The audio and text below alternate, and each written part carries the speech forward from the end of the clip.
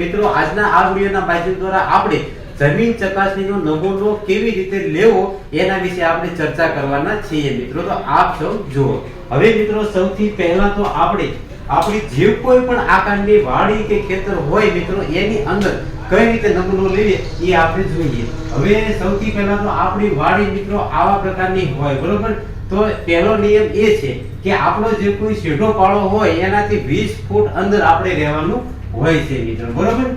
હવે બીજી વાત એ છે કે એ જે ખાડો આપણે કરીએ અડધા ફૂટના ઊંડાઈમાં V આકારે આપણે 4 ખૂણે 4 ખાડા મિત્રો કરવાના રહેશે. અને બીજો એક ખાડો મધ્યમમાં કરવાનો રહેશે. એટલે ખાસ એ વાત એ ભલામણ કરું છું કે આ 5 ખાડા સિવાય જે કોઈ જગ્યા ઉપર તમારે કોઈ પણ પાકની અંદર સુકારો આવતો હોય તો ત્યાંથી તમે એક્સ્ટ્રા કોઈ પણ ખાડો કરી અને નમૂનો મિત્રો આપી શકો છો. હવે મિત્રો માનો કે આ જગ્યા પર તમારે કોઈ પણ પાકનો સુકારો આવે છે તો આવી જગ્યા પર તમે તમારી જમીનનો નમૂનો અમને મોકલાવી શકો છો. હવે મિત્રો બીજી વાત એ છે કે V આકારે જે તમે 6 ઇંચનો જે ખાડો ખોદો છો એની સંપૂર્ણ માટી મિત્રો આપણે દૂર કરી દેવાની છે. એ જ્યારે ખાડો તૈયાર થઈ જાય પછી એમાંથી આ જે કોર હોય છે મિત્રો એ કોરમાંથી આપણી માટી ખોતરીને આપણે લગભગ 500 ગ્રામ જેટલી માટી લેવાની છે મિત્રો.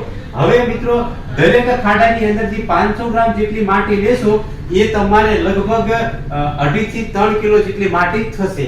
હવે એ મિત્રો તમારે અમને એક નમૂના સ્વરૂપે આપવાની રહેશે મિત્રો. ચલો હવે બીજી એ વાત છે કે અમુક નિયમો છે કે આપણી જે કોઈ વાડી હોય એમાં આપણે દેશી ખાતરની ઉથરેટી કરેલી હોય અથવા તો મિત્રો આપણે કોઈ પણ જીપ્સમની પણ ઉથરેટી કરેલી હોય તો ત્યાંથી આપણે નમૂનો લેવાનો નથી મિત્રો.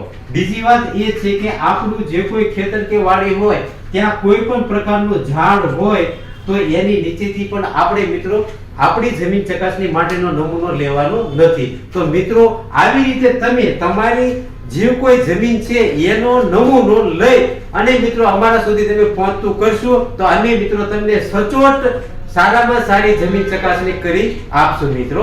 હસ્તો.